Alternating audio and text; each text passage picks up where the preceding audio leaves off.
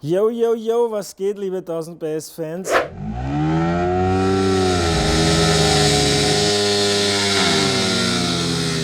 Heute zur Premiere erstmals aus unserem Außenstudio. Ich muss mich jetzt ein bisschen jünger geben, als ich wirklich bin, denn heute geht es um 225er und diese zwei coolen Suzukis hier, GSX-R 125 und GSX-S 125, die der Fauli und ich getestet haben, aber leider, wie ihr seht, ist Fauli nicht hier. Er muss sich entschuldigen, er ist nicht von uns gegangen, sondern er ist einfach im Urlaub. Deswegen werde ich heute die beiden blauen, wirklich witzigen Funbikes besprechen. Und ich muss eins vorwegnehmen, alles was ich sage ist ohne Ironie. Also das ist alles eine ehrliche Bewertung. Natürlich sind wir normalerweise andere Motorräder gewöhnt. Alles ab 70 PS aufwärts, 150, 200. Wir kennen ja mittlerweile alle den Leistungskrieg der Hersteller der Großen. Aber es gibt eben auch diese Klasse, sehr interessant, natürlich fürs junge Publikum, für die 16-Jährigen und für die B111-Führerscheinbesitzer. Und deswegen heute Speed Freak, auch nicht ironisch gemeint, denn die beiden sind gar nicht so langsam. Fangen wir gleich einmal mit der Höchstgeschwindigkeit an, ist ja immer ein ganz interessantes Thema. Ich finde, das ist typisch Suzuki, da steht im Datenblatt weniger, als die Motorräder dann tatsächlich draußen erreichen. Und die GSX-R hat tatsächlich 125 km/h erreicht, am Display, also am Tacho, mit mir drauf. Der Fauli war, glaube ich, um 8 km/h langsamer. Das sind halt die paar Kilo mehr Körpergewicht, sage ich jetzt mal. 125, wirklich nicht wenig, das war eine gerade Landstraße. Ich kann mir vorstellen, auf einer Autobahn, wo es dann noch ein bisschen länger gerade geht, vielleicht erreicht man sogar 130, aber das ist dann schon leicht geschummelt. Also 125 kann ich mit gutem Gewissen bestätigen. Mit dem Naked Bike waren es auch ein paar km/h weniger, mangels Verkleidung. Wir haben zwar doch einen recht guten Windschutz, wir sehen auch hier so eine Art Mini-Windschild. Wir haben hier Außenverkleidungen, Seitenverkleidungen, die ein bisschen fülliger hier nach außen gehen. Also wenn man sich da duckt, ist es auch nicht unangenehm, aber trotzdem waren es keine 120, ich glaube es waren 118 km/h. Und das mit 15 PS aus 124 Kubik, Einzylinder, flüssigkeitsgekühlt, die OHC, 11,5 Newtonmeter Drehmoment und Sechsganggetriebe. Und das ist vielleicht auch ein Grund, wieso die beiden wirklich guten Antritt haben. Nicht nur in der Stadt ist man sofort drinnen im Fluss, sondern auch auf der Landstraße. Da darf man nicht schüchtern sein. Wenn man da einbiegt aus einer Kreuzung und raus auf die Landstraße fährt, da ist man wirklich schnell dabei, bei 80, 90, 100. Dann wird es natürlich ein bisschen eine Geduldsprobe. Ich habe es gesagt, man braucht dann für die nächsten 20 km/h, glaube ich, 1 Kilometer oder sowas. Aber dennoch war ich sicher nicht enttäuscht. Ich war sogar begeistert. Begeistert war ich auch, dass ich mit dem Fahrzeug aufs Hinterrad gekommen bin. Grund dafür ist auch mein Wheelie-Training bei der Firma FM Mannhardt, wo ich mit dem Cookie war in der Schweiz. Das hat mir echt was gebracht. Wer einen kleinen Tipp will, wie es geht, also ich bin eigentlich aus dem Stand, habe voll aufgedreht, volle Drehzahl eigentlich und dann die Kupplung einfach auslassen. Und dann ist das Ganze aufs Hinterrad gestiegen. Wenn man dann noch ein bisschen anreißt und sich nach hinten legt, dann steigt das auf. Jetzt weiß ich, wie es der Alu macht. Und wenn ich noch ein bisschen geübt hätte, dann wäre das auch noch besser gegangen. Viel sind wir gar nicht mehr gefahren. Leider, das Wetter war in den letzten 2 Wochen sehr, sehr schlecht. Ich lese hier auf dem Display 65 Kilometer. Wir haben es mit 0 Kilometer übernommen. Sind natürlich gleich volle Kanne damit gefahren. Was ich sonst noch für Informationen auf dem Display habe, ist die Uhrzeit, Ganganzeige, Tankanzeige, dann natürlich die Tageskilometer. Oben habe ich waagerecht die Drehzahl und auch interessant den Verbrauch. Hier angegeben mit Kilometer pro Liter. Ist ein bisschen ungewöhnlich. Wir kennen die Angabe aus Amerika, Miles per Gallon. Das kann man dann schon überhaupt nicht mehr ausrechnen in der Birne. Da sind es Kilometer pro Liter, aber der Wert ist ein relativ runder, deswegen kann ich das jetzt auch schnell ausrechnen. 25,5 Kilometer pro Liter. Was sagt das? 4 Kilometer auf 100 Kilometer. 4 Liter auf 100 Kilometer. Entschuldigung. Wir sind flott gefahren. Ich habe natürlich auch ein paar Mal probiert, Höchstgeschwindigkeit zu erreichen. Man fährt mit diesen Dingen locker unter 3 Liter. Also im Alltagsverbrauch, wenn man nicht ständig aufreißt, fährt man unter 3 Liter, das kann ich bestätigen. Von anderen Marken, aber auch von Suzuki. 4 klingt jetzt gar nicht so wenig. Wir haben einen 11 Liter Tank drauf. Bei der G6R fällt das auch optisch auf. Also das ist ein Wahnsinn, wie schlank das ist. Das ist halb so breit, glaube ich, wie ein normaler Tank oder wie ein Tank von einer Super Duke oder so. Das ist gar nichts. Deswegen hat man auch schön einen Knieschluss, ist wirklich im Motorrad drinnen und kann dieses fantastische Handling nutzen. Liegt natürlich auch am Gewicht. 133 Kilo sind bei der G6S angegeben, 134 Kilo bei der G6R. 1 Kilo mehr für dieses bisschen mehr an Verkleidung. Jetzt haben wir noch die 11 Liter Tank und dann haben wir noch ein bisschen die Flüssigkeiten. 150 Kilo oder sowas werden es sein, was natürlich ein Wahnsinnswert ist. Genauso schlank wie die Motorräder selbst sind natürlich auch die Reifen. Erfreulicherweise Markenprodukte, Dunlop. Das ist nicht selbstverständlich in dieser Preisklasse. Zum Preis kommen wir dann übrigens auch bald. Vorne haben wir einen 9080 17er und hinten einen 130 70 17er. Also wirklich echte Asphaltschneider, wie man so schön sagt.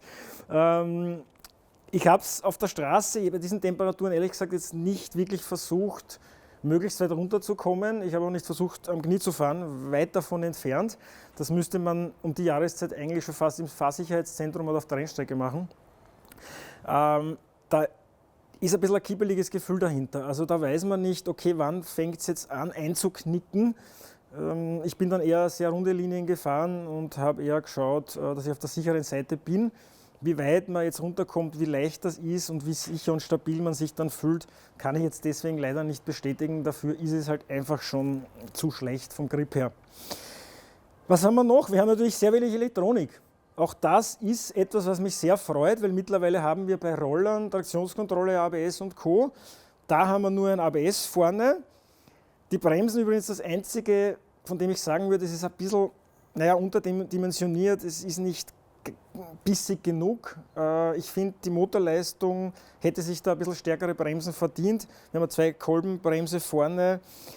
Die Bremsscheibe schaut zwar gar nicht so klein aus, aber da hätte ich mal ein bisschen mehr Feedback erwartet, ein bisschen mehr Härte. Also da muss man schon kräftig anziehen, wenn man dann mit einem 100 oder so den Berg runterkommt.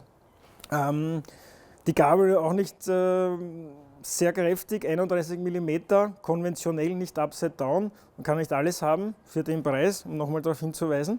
Aber das Fahrwerk passt. Also das Fahrwerk war mir straff genug, es war mir bequem genug. Nur vorne bei den Bremsen, da ich weiß nicht, ob ich es nachrüsten würde, wahrscheinlich eher nicht, aber man muss sich ein bisschen dran gewöhnen. Weil man mit der Bremse ja auch ein bisschen sparsamer umgeht. Also wenn man wirklich im Fluss bleiben will und schön mitfahren, dann sollte man sich überlegen, wann man bremst. Und eins war ganz interessant, auf einem unserer Hausberge, unserer Teststrecken, selbst erklärten Teststrecken, habe ich jedes Auto überholt oder bin einem Auto aufgelaufen. Jedes Auto, das dort sinnloserweise tagsüber durch die Gegend fährt, ja, bleibt zu Hause bitte in Zukunft alle, wenn wir dort fahren, dem bin ich irgendwann hinten aufgestanden, auch wenn ich 30, 40 Sekunden gewartet habe. Also da merkt man, wie schnell man eigentlich unterwegs ist. Ich weiß gar nicht, so der 100er? Gucke, 70 wahrscheinlich eher. Gut, ich war da vielleicht ein bisschen schnell unterwegs, aber es ist kein Problem, schneller zu sein als viele andere, die natürlich die 10-fache Leistung drin haben. Und das taugt mir immer natürlich, wenn man so ein bisschen mit Understatement unterwegs ist. Ich habe mich schon geäußert zu der Geometrie. Sitzhöhe natürlich bei dieser Art von Motorrad, 125er Klasse, sehr moderat. Ich glaube, da haben genau 785 mm bei beiden. Und da dachte ich, es gäbe einen Unterschied. Ganz interessant. Ich glaube, wir haben sogar denselben oder den gleichen Sitz. Nur die Form ist immer eine andere, die Tankform. Wenn ich mich da jetzt draufsetze, habe ich das Gefühl, ich sitze höher, ich sitze härter, ich sitze mehr nach vorne geneigt, das ist ganz komisch. Das ist ein ganz anderes Gefühl auf dem Naked Bike als auf dem Supersportler. Ich weiß nicht, woher das kommt, das ist eben die Perzeption oder wie auch immer man das nennt, der Eindruck, den man aus dem Sattel hat, den man ins Gefühl einbaut. Übrigens, ich habe es euch gesagt, die sind brandneu.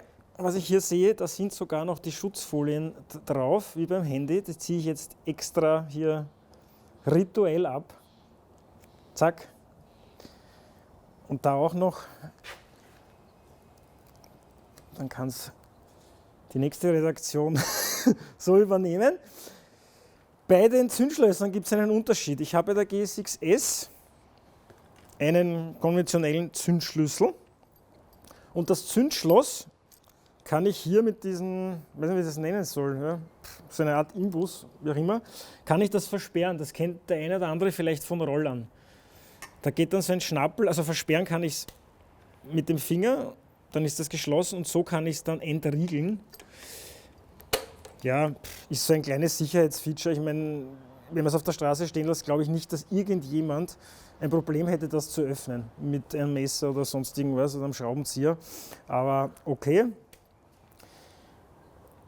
Das ist halt Wegfahrsperre im Budgetbereich. Und bei der G6R, da haben wir so ein Drehrad, so einen Drehknopf. Das kennen vielleicht einige von der Harley, wo man das einfach entsperrt und dann kann ich eben auf On gehen und das Motorrad starten. Und interessant ist, ich kann mit diesem Knopf auch die Lenkradsperre einstellen. Ja, indem ich das nach links drehe, dann mache ich Push. Da muss man ein bisschen Fingerspitzengefühl und dann kann ich anstarten. Ehrlich gesagt, zu dritt oder zu viert haben wir es nicht geschafft herauszufinden, wie man das jetzt wirklich sperrt. Also das Motorrad ist da gestanden 2 Wochen lang und hätte jederzeit gestartet werden können und entführt werden können. Ich weiß nicht, wie ich das jetzt sperre. Also ich weiß, dass ich die Lenkradsperre einstelle, aktiviere, aber das ist jetzt der Hausschlüssel. Da ist eben der Schlüssel von der G6R. Damit kann ich da hinten den Sozius abnehmen. Aber sonst wüsste ich nicht, was man damit macht. Naja, hätten wir uns ja auch informieren können. Apropos Sozius, was mir taugt, man kann die Sozius-Fußrasten abschrauben. Also wer wirklich motiviert ist oder wer zu 99% alleine unterwegs ist, der kann auch die Teile noch abschrauben. Allerdings braucht er dann einen Ersatz für die Auspuffmontage. Daran hängt nämlich auch der Auspuff. Der Auspuff schlicht in schwarz, finde ich super zurückhaltend, nicht so groß. Diese leichte Trichterform und hinten haben wir eine Endkappe in Titan-Optik. Ist kein Titan, ist Kunststoff. Wenn man mit den Fingernägeln da drauf tut, merkt man das gleich. Auch hinten haben wir zum Beispiel den Fender, also den Kotflügel, der ist in Carbon-Optik und so. Also ein paar Sachen sind eben optisch ein bisschen aufbereitet, aber klarerweise ist das nicht die feine Ware. Wieso soll sich das ausgehen? Kann sich nicht ausgehen bei diesen Preisen. Und zu den Preisen komme ich jetzt. In Österreich, Deutschland, interessanterweise sind die Modelle ganz ein bisschen teurer, was ich gesehen habe, Listenpreis zumindest. In Österreich haben wir einen Listenpreis bei der G6S von 4.150, derzeit allerdings als Suzuki, wie nennen Sie das, Suzuki Festpreis oder so, heißt nicht Aktion, sondern anders, ich nenne es jetzt Einführungspreis, 3.490. 3.490 für dieses Naked Bike, mein Favorit, muss ich sagen, von den zweien. War irgendwie witziger, war besser zu fahren. Der Lenker kommt mir entgegen. Wie gesagt, ich habe das Gefühl, ich sitze ein bisschen höher, es ist ein bisschen straffer, obwohl es wahrscheinlich genau gleich sind. Es ist einfach ein Farmbike. So muss das sein. Ich brauche für ein Motorrad, das 100, ein bisschen schneller geht, 110, brauche ich keine Verkleidung. Dazu ist genug Verkleidung da und man fühlt sich einfach ein bisschen erwachsener. Das Bike fühlt sich einfach ein bisschen kräftiger an. Und wenn man jetzt den Aktionspreis hernimmt im Vergleich zum Listenpreis anderer Modelle, ich nehme jetzt einfach mal her die KTM 145 Duke, das sind 1.000 Euro Unterschied. Ja? Also 1.000 Euro Unterschied, das ist schon einmal die komplette Montur, die Fahrermontur. Also das ist, da sollte man sich echt überlegen, ob man nicht auf ein wenig Sportlichkeit und ein wenig, ich sage jetzt einmal teilweise Qualität, ja, was die Bremsen und so betrifft, verzichtet und sich sowas nimmt, weil optisch ist es natürlich grandios. Bei der G6R sind es 4.600 in der Liste, jetzt aber auch Einführungspreis 3.940, also auch da liegen wir noch unter 4.000 Euro, ist schon ein bisschen mehr. Wie gesagt, mir wäre es nicht wert, ich bin aber auch nicht ein Fan von diesen Mikro-Supersportlern. Ich brauche beim Supersportler dann schon ein bisschen Leistung und Performance, aber beim Naked Bike, das hat mich echt begeistert, war extrem witzig, leider das Wetter zu schlecht, sonst wäre ich wahrscheinlich jeden Tag damit gefahren. Ich glaube, der Cookie ist auch damit gefahren letztens, bist mit der gefahren, glaube ich, die ist trocken. Mit der ist auch gefahren. Also jeder ist gern gefahren und da stehen aber andere Dinge noch in unserem jetzt schon sehr kleinen Fuhrpark, die wesentlich stärker sind und größer und teurer. Trotzdem haben die Leute freiwillig dazu gegriffen. Ich finde, das sagt schon einiges aus. Zu den Farben vielleicht noch kurz. Die G6S gibt es in Blau, Rot und Schwarz. Wir haben eben diese typische Suzuki-Lackierung, diese MotoGP-Lackierung. Und den Supersportler gibt es in Blau, Weiß und Schwarz. Ja, da passt natürlich diese blaue Lackierung perfekt, taugt mir total. Optisches Zubehör weiß ich ehrlich gesagt nicht, ob es aus dem Original gibt. Wer eben, wenn noch ein bisschen was überbleibt, der kann ja ein bisschen da nachrüsten. Ich glaube, dass die jungen Leute ja gerne selber schrauben und selber ein bisschen tüfteln. Ein paar Verbesserungsvorschläge gäbe es natürlich schon, allein was die Blinker betrifft. Da oben nicht sehr sexy beim Naked Bike, beim Supersportler. Da unten, ich glaube, die schauen fast noch massiver aus, die sind aber eh gleich groß. Gibt es natürlich ein paar Punkte, wo man angreifen könnte, aber ansonsten raus aus der Kiste, 0 Kilometer, Vollgas geben und Spaß haben und willisieren. Jetzt leider kommen die kalten Monate. Ich weiß aber auch von den 16-Jährigen, dass die eigentlich Ganzjahresfahrer sind. Normalerweise, wenn sie dann wirklich bis 18 Motorrad oder Roller und Moped fahren, kann ich wärmstens empfehlen, diese beiden Dinger. Wenn dann jetzt zuschlagen, keine Ahnung, wann dann der tatsächliche Listenpreis in Kraft tritt sozusagen. Wenn dann jetzt, ich glaube seit Oktober gibt es die beiden, Oktober, November. Also ja, es ist noch trocken, ist ein bisschen frisch, aber man kann echt noch viel Fun haben mit diesen beiden Geräten, yo. Und deswegen, wenn es euch gefallen hat, yo, Speedfreak, schenkt mir einen Daumen hoch, abonniert unseren Kanal, hinterlasst uns, ich wollte gerade sagen, eine Spende. Die kann man uns jetzt auch hinterlassen, aber hinterlassen Sie einen Kommentar. Und ja, was haltet ihr von den 125ern? Glaubt ihr mir, was ich sage? Dass es echt viel Spaß macht, und wenn es mir irgendwer nicht glaubt, können wir ihn einmal einladen und dann können wir ein kleines Duell starten, dass er mal sieht, was da wirklich geht mit den kleinen Dingern. Vielen Dank fürs Zuschauen und bis zum nächsten Mal. Wie geht das Blatt? So irgendwie. So.